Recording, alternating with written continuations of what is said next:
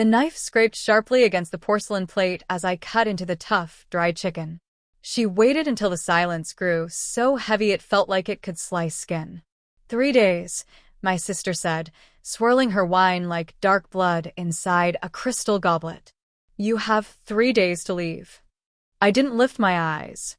Mom adjusted her napkin with shaking fingers. Dad cleared his throat, but neither spoke. Of course they didn't. None of this was shocking. Not really. It was only confirmation of what I already sensed. You're not serious, I muttered. But it wasn't the voice of someone who doubted her. It was the voice of someone writing notes in their mind. She smiled. That sharp, dangerous smile people wear when they've been hiding knives behind their backs for years. I'm completely serious. My hands stayed steady. My face didn't move.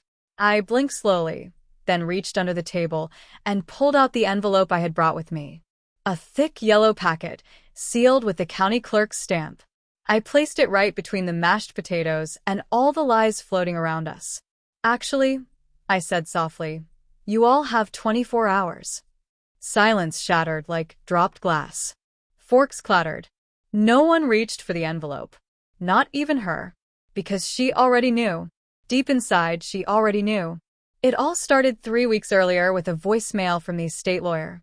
I just need to confirm your mailing address. Your father insisted this be sent to you directly. Only you. My father, the same man who hadn't looked me in the eyes since the funeral.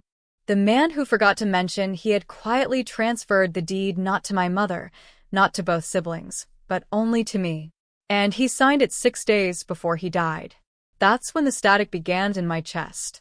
The kind you can't hear, but feel buzzing under your ribs. I told no one.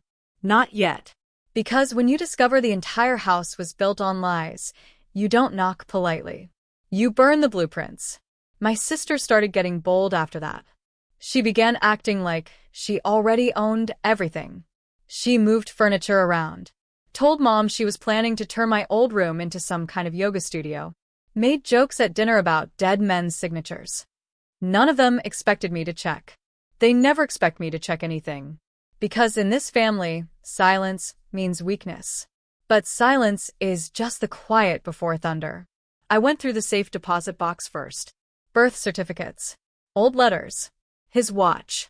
And at the bottom, carefully folded, was the original property deed, notarized and signed in blue ink. My name. No co-owner. I memorized every word. Then I checked his email. He'd forwarded everything to the lawyer with a single line. Send this to her. She's the only one who ever understood what I built. I didn't cry. I didn't feel anything at all. Because emotions are landmines in this house, and I was walking through a battlefield. Then I watched, observed, learned. Mom flinched every time my sister raised her voice. Dad used to step in, but now she simply stepped over Mom like she was a rug. They weren't protecting me. They were surviving her.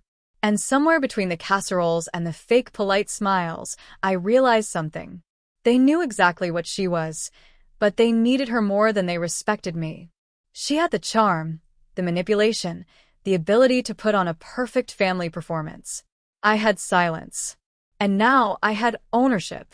I waited until dinner. Pot roast, her favorite. Mom set the table like everything was normal. Everyone sat like it was just another calm evening until my sister smirked and gave her ultimatum. 3 days. She expected me to cry, argue, beg. Instead, I handed her the envelope. She didn't open it. She just stared as if it might explode. It's notarized, I said calmly. Already filed with the county. Dad looked at Mom. Mom stared at the table. My sister? She laughed, that thin, brittle kind of laugh. This is a joke. No, I answered. This is documentation. I watched the color drain from her face.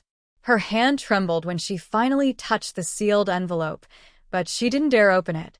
Because deep down, she already knew she'd been performing on a stage she didn't own. I stood up and pushed my chair back. You all have 24 hours, I said. No yelling. No shaking.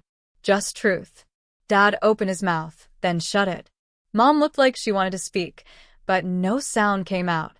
My sister pushed her chair back too. After everything I've done for this family, she hissed. I met her stare without blinking. You did it for control, not for us. She froze like I'd spoken a forbidden word. But I was finished explaining myself to people who only paid attention when I was silent. I paid the taxes. I managed the estate. I oversaw every renovation. You built a throne on ashes, she whispered. No, I said. I kept this family standing. You held them hostage. And just like that, the mask cracked. She screamed something, maybe my name, maybe a curse, but I had already turned away. My footsteps echoed down the hallway like a final judgment. I slept in the guest room that night, the one with the window facing the empty street. By morning, they were gone. A note sat on the counter. No apologies. No explanations. Just forwarding addresses. Even hers. Especially hers. I walked through the empty house like someone walking through a crime scene. No blood. Just absence. Silence isn't the same as peace, but it's better than betrayal. I made coffee, sat at the window, and watched the sunrise fall across a house that finally felt honest. She tried to erase me, but he didn't let her. And I didn't let any of them. The house is quiet now, but it belongs to me, and they never will again.